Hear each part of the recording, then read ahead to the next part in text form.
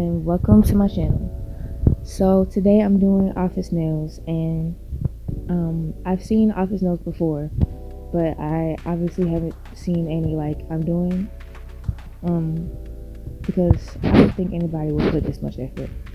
But I'd like to put the maximum amount of effort into my nails, especially because I have the time to do it. So why not? So I'm gonna make a 3D version, a 3D nail chime version of the little stapler jelly prank that Jim did in the show. If you know, you know. If you don't, then it doesn't matter. Um, Basically, that was just a prank where he put another character's stapler inside of jelly. It's very immature, but so am I, so whatever. I'm making the stapler right now just with black acrylic, and I'm just, molding and forming this acrylic with a little bit of acetone in my monomer, so the acrylic doesn't take absolutely forever to dry. What you saw when I put the green acrylic in the little pink thing is a silicone mold, and it's very useful for making charms or whatever you want to make. And you can just put acrylic like in there. You don't have to put a top coat or anything. Acrylic can just come straight out of there. So it's pretty useful. And I put a little layer of green acrylic. It's clear acrylic mixed with a little bit of green pigment. And my first attempt, I put too much green pigment, so this is my second attempt at this. So yeah, I don't ever mind starting things over, because I'm the type of person that if something doesn't work out, I will be glad to try it again, because I want stuff to be perfect. But anyway, I'm gonna stick this stapler in, and the reason why I put a little, I guess it doesn't matter. I don't think anybody else is going to be recreating this, but if you want to make something look like it's floating, just put a little layer of whatever the base is, and then you can put the floaty thing on top of that. And then I'm going to be encapsulating this stapler with more green acrylic. Also, I'm struggling to talk. If you couldn't tell, I apologize for that, but I have allergies, and I'm trying not to do a bunch of sniffling and coughing, so I apologize. I'm trying to speak normally. I don't want my voice to be all raspy and stuff. So anyway, I'm just sticking down the stapler with some green acrylic, and then I'm using wet beads to fill in the gaps of, where they need to be filled in. The stapler has a gap because staplers do. If you know what a stapler looks like, which everyone does, they have a little gap. So I'm using wet beads so I can fill that in.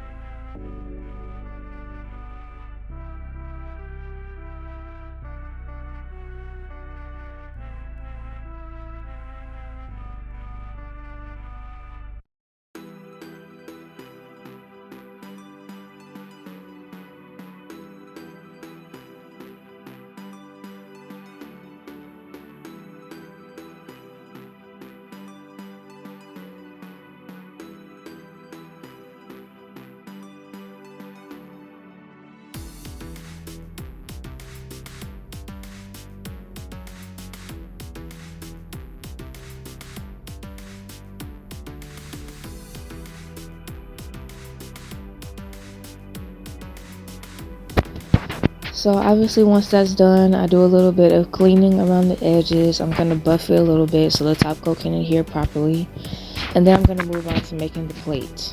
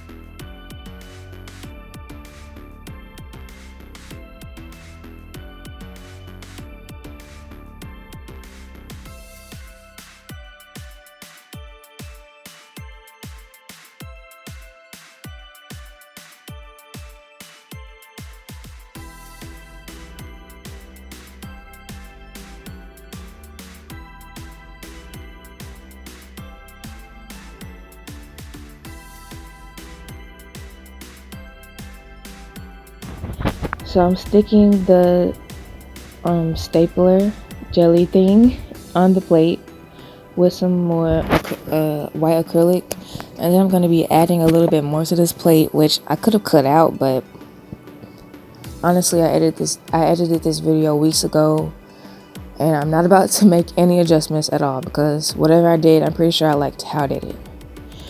I'm doing this voiceover like weeks later after I've done these nails.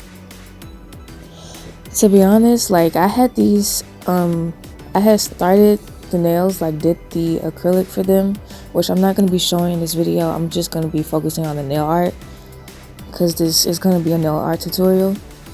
But I did do the like base of acrylic, and then I had them just sitting in my nail room for like forever because I was not motivated to do them.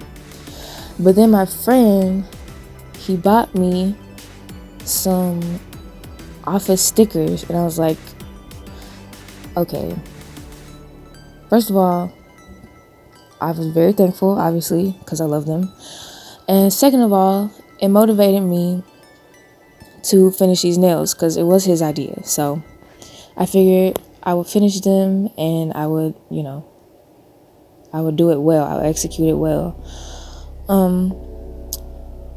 And they were fun to do. Like, I like drawing, I like the process, it's just relaxing, and I just kind of sit back and take my time and make sure I get every little detail. So I'm gonna be giving like sort of an in-depth tutorial, but yeah, but it's just, if you want to draw realistic pictures on your nails, then this is the tutorial video to watch. It doesn't have to be these characters, obviously. You can draw whatever you want. It doesn't have to be these characters.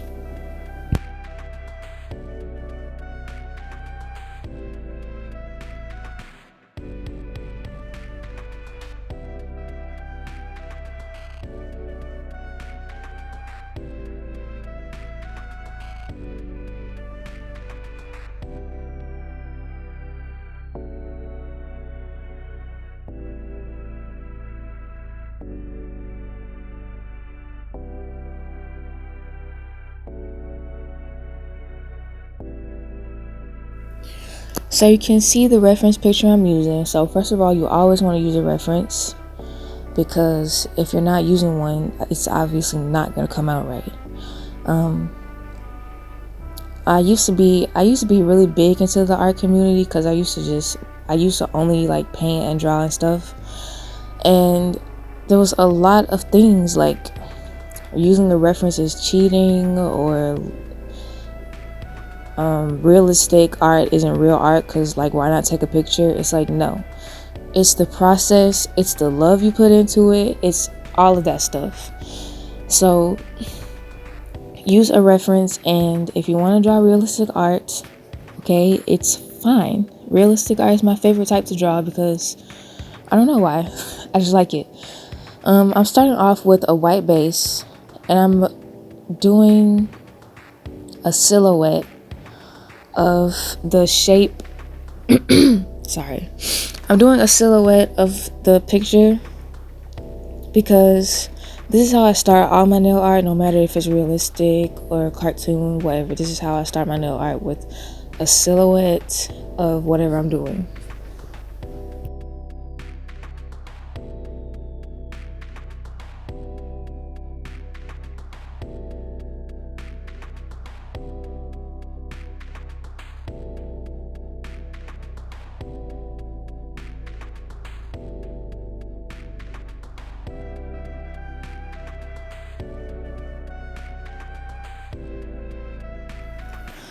I'm also doing a silhouette of Jim. I don't know if I showed the reference picture. I might have to add it in, I guess. So this is the reference I'm using, and I chose this picture because I chose a picture of Dwight screaming, which was a little bit ambitious, because I've only ever in my life have drawn one person screaming, and I've drawn a lot of people. So it was a little bit ambitious. And also this picture of Jim was ambitious too, because he's forward facing, and I'm not good at drawing forward facing pictures, but I was like, whatever, I'll just do it. So I mean, if you're ever doubting yourself, just say whatever and just do it anyways, because that's what I do. And I chose that picture because Dwight is screaming, and I know exactly which episode that's from. I know exactly which episode the picture I showed of Jim is from, and it's an episode where Andy breaks a hole into a wall. I think that's the episode. So I figure it's like the same type of energy. I also know the episode for where Dwight's picture is from is from the episode where he fakes a fire and everybody freaks out. I think. I might be wrong about this, but I'm confident that I'm right about it. But it doesn't matter. Anyway, I'm doing the same thing with Jim. I made him humongous, but honestly, I don't know how else I would have done it if I didn't make him super big and up close. So, what I do is I get all the colors that I need to use and I put them on my palette. Usually I just get like base colors like reds, like, you know, tones and stuff, like reds and greens, browns, and white and black is really important when you're doing realistic art, because you need those to darken and lighten your values.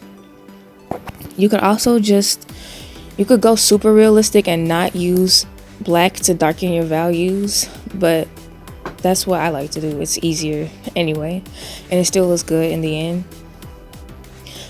Anyway, so I just did a base layer of his skin tone, like the mid tone of his skin, and then I cured that, and then I did a mid tone of his hair, and now I'm doing some shadows on his skin, and I'm placing these. I am really sorry about my voice right now. I'm placing these shadows where I see them on the reference. So you just always want to make sure you're looking at your reference, constantly check it, make sure you're getting everything in the right spot, because if one thing is off, it could just throw off the whole picture. So that's why I use a reference. I think having a reference is so helpful. I've already talked about it, so I'm not going to talk about it anymore. Anyway, I'm doing the shadows now, and as you can see, I haven't done like any super details. I'm drawing on a little bit of an outline of the glasses, and I would say this is a mid-tone for the glasses too. So after I have like some basic face shape shadows laid down, I start adding some features. So I'm starting with his nose, and I'm doing like, I'm just marking out where I want his nose pretty much to be. I'm starting with the color of his tongue in that picture, because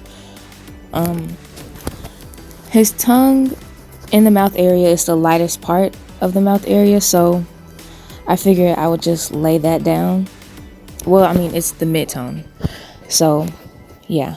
And then I add my highlights on top, but that comes later. So I'm marking out the eyes, and for this I'm just doing white because I figured that it's easier to do white than a mid-tone for eyes, and then add the mid-tones and the shadows for the eyes later. And I'm pretty much just doing layers and layers, curing in between layers and layers of shadows right now, and a little bit of highlights, but nothing like too detailed yet. As you can see, he's looking absolutely crazy. Like, in the end, I feel like I did a good job, but with art, especially realistic art, you have to trust the process, because it's gonna look absolutely bonkers before you finish it. It might look, because honestly when I was doing this I was doubting myself. I thought that it wasn't turning out right, but all of my years of drawing, I'm like, okay, it's not looking good now, but I am not done. You know, you have to finish it.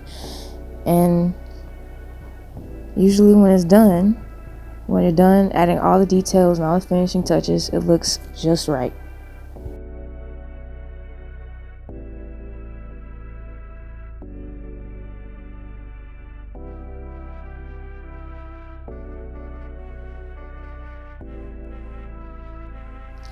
So now I'm about to add the pupils, and this tremendously helps him not look like a demon goblin creature. I'm also adding more highlights now than shadows, because I'm pretty much done with the shadows. So I'm adding a bunch of highlights to add some definition to his face. I'm sorry that I keep saying but it's just me thinking about what to say next. Sorry. So I'm adding some darker shadows in his hair too, because his hair is incomplete. Then I'm going to be doing some more highlights in his hair, and I don't know if this is a good tutorial, to be honest, but I try my best. I don't know how to explain things that well, but I try my best. I feel like it's an okay tutorial so far. As you can see, I'm just doing little shadows in his hair. That helped a lot. If you couldn't tell, that helped a lot. And I'm adding more shadows, making sure I'm getting the colors right, because I don't want it to look like a random mess of hues and values. I want it to look like the picture, and I want it to look like Dwight. So I'm pretty much trying to capture his essence in this nail art or whatever.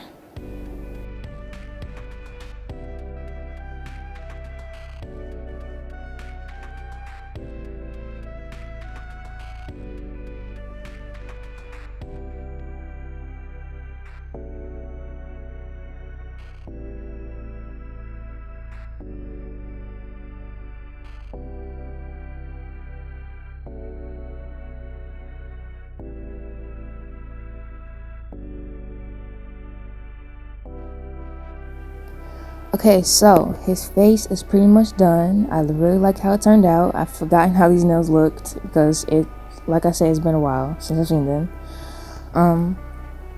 Now I'm going to be moving on to the clothes.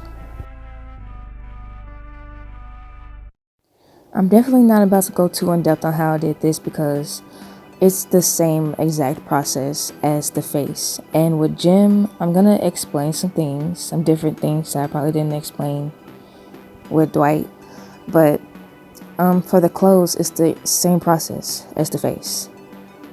So just keep that in mind when you're doing art, especially realistic art. It's the same process for everything, just different colors, you know?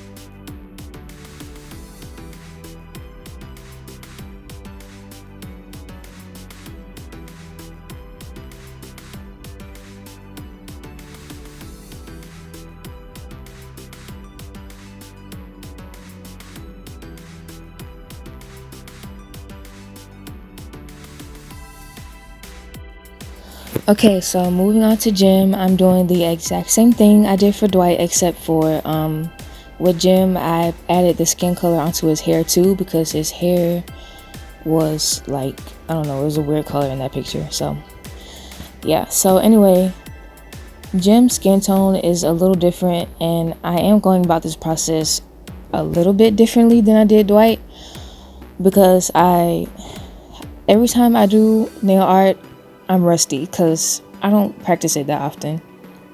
So when I do it on one finger, I improve on each finger. I don't think I improved with Jim. I think I did the exact same job, but I just did it a little bit differently.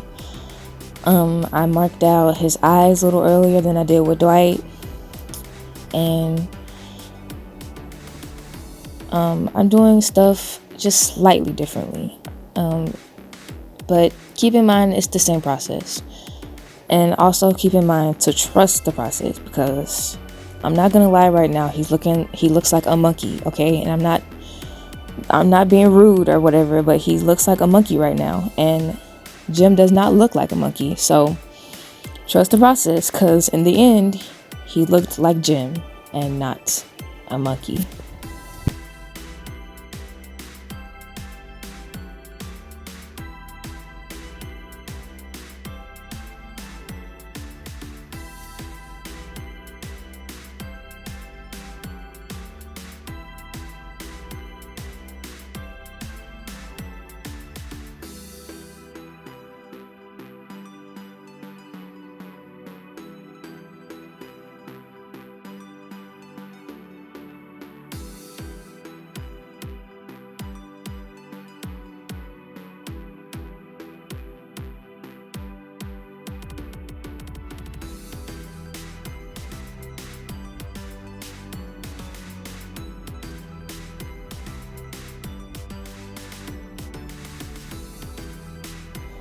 I'm slowly just building up shadows, curing, adding layers and layers of gel polish, thin layers, by the way.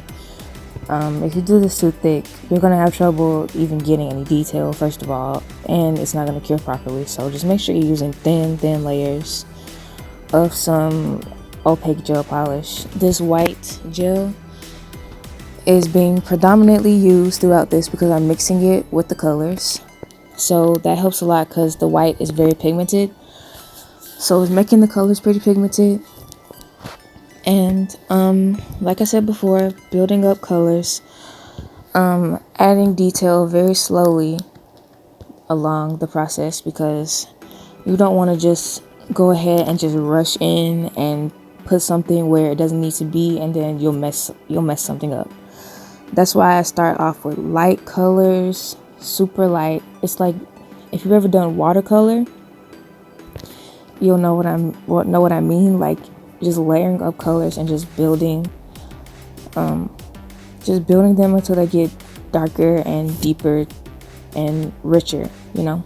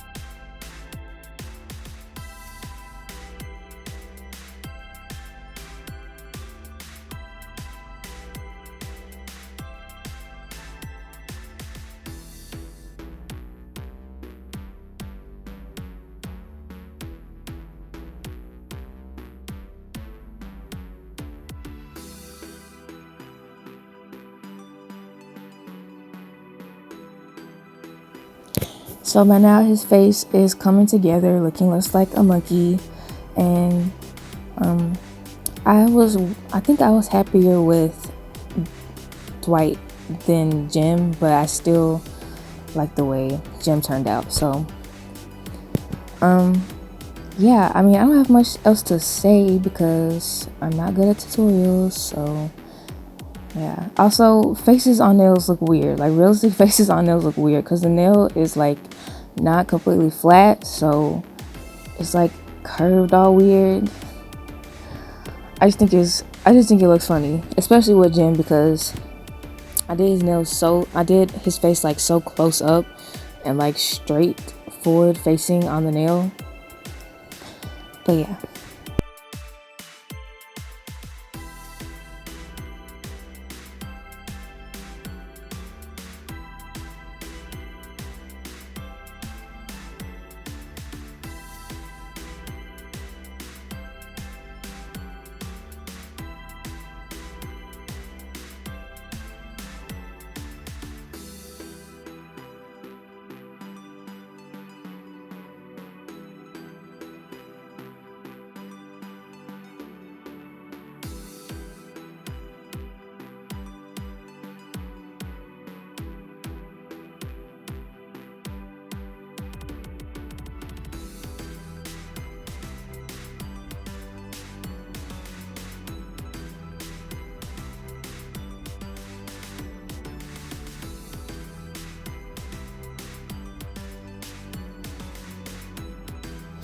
I'm gonna top coat the nails, all of them with a glossy top coat. I did see how it would look with matte top coat, but I just don't like the way my realistic art ends up looking with matte top coat. And after I do, I think I did the nude nails with a matte top coat. Actually, I don't know. I think they were all glossy. I don't know. But I'm gonna be putting some Macart rhinestone glue, and then I'm gonna be adding on that little jelly stapler. I'm struggling to say